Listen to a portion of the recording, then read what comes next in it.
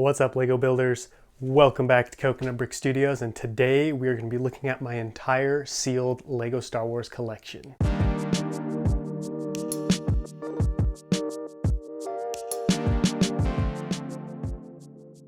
I thought it would be fun today to take a small break from Ryloth and do a video I've never done before. As you guys know, I've got all of or most of my boxes displayed behind me as kind of a cool little background for my videos, but this is also where I keep my sealed sets. So I think about half of these are still sealed, and so today we're going to take all of these down and then I'm going to set them up and show you guys what I have and kind of explain why I got each set, because you guys may be wondering why on earth I have sealed Lego sets. Obviously, I'm a Lego YouTuber, why don't I build them? So I'll be explaining kind of the background behind each one and why it's still sealed. But enough talk, let's go take a look. All right, I finally got the whole collection down, and we have larger sets on that side with smaller sets over here, and this is where we're going to start. But before I dive in, I want to explain I don't typically buy all of these sets with the intent to keep them sealed. I'll explain individually what happens with each one, but mostly it's just because I don't want to build and display them right now. I just want to keep them sealed. We're going to start today with this Utapau Trooper Battle Pack from 2014.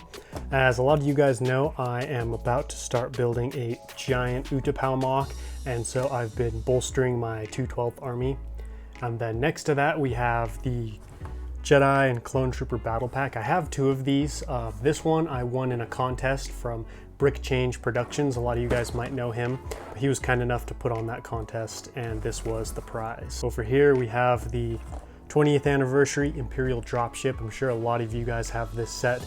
I wasn't a huge fan of this set. I honestly just bought it so I could complete the minifigures. I have all of them, just the Han Solo's still sealed in here, but it is nice to have some Imperial troopers in case I decide to do an Imperial mock. Back here in the second row, we have the 2009 or 2008 Clone Trooper Battle Pack. This one is a super iconic set for me. As a kid, I think I bought about 4 of these, and this was the first set that really allowed me to grow and build my clone army, and that meant a lot for me, and I had a lot of fun with this set. So I decided to buy one sealed as kind of like a memento or time capsule to those good old days.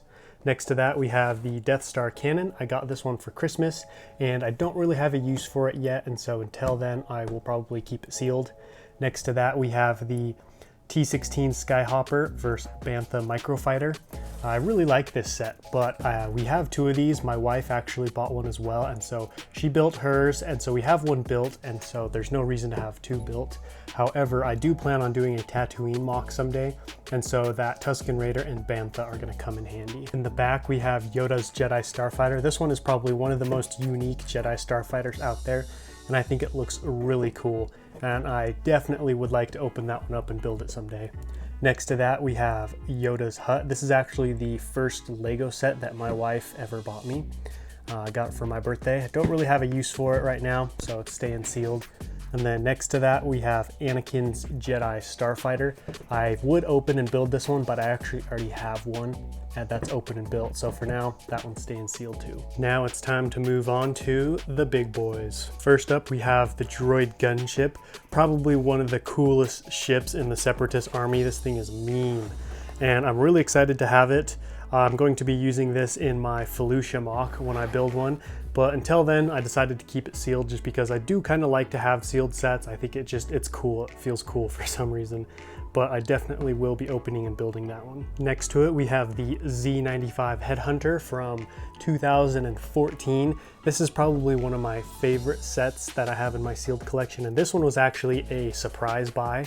I was not planning on getting this set, but I was on eBay one day and I saw it for $100. I made an offer for $90 and they accepted, which is incredible if you think about it, because this set typically goes for $150 to $300 sealed. So that was a very good steal. Next to that, we have the Rebel U-Wing Fighter.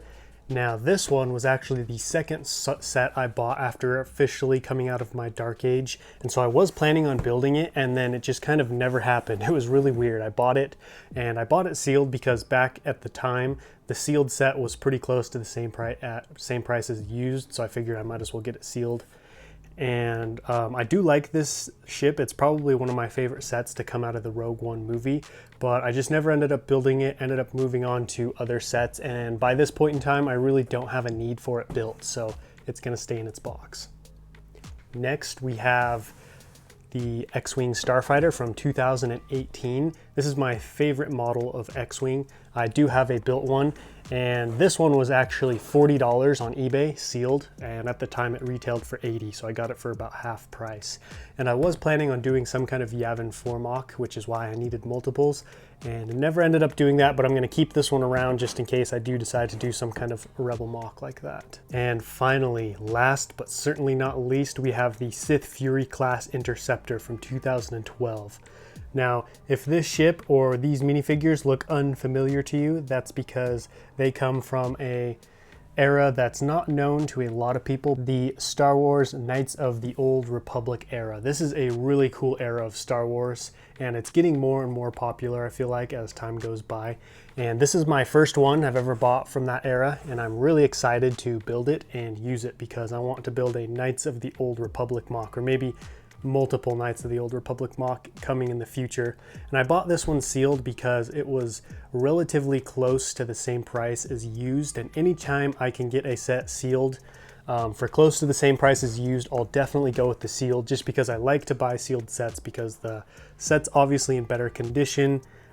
It's all the pieces are there, and it's just fun to build a set right out of the box. So there is my sealed collection in its entirety. Like I said earlier, I don't typically just buy a whole lot of sets to keep them sealed.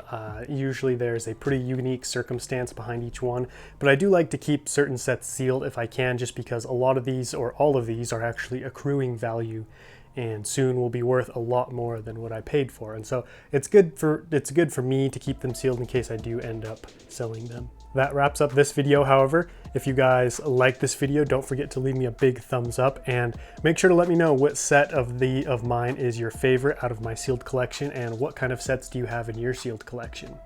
If you guys have any other questions or comments, feel free to leave them in the comment section. And as always, if you're new to this channel, please consider subscribing so you won't miss out on future content. But until next time, happy building.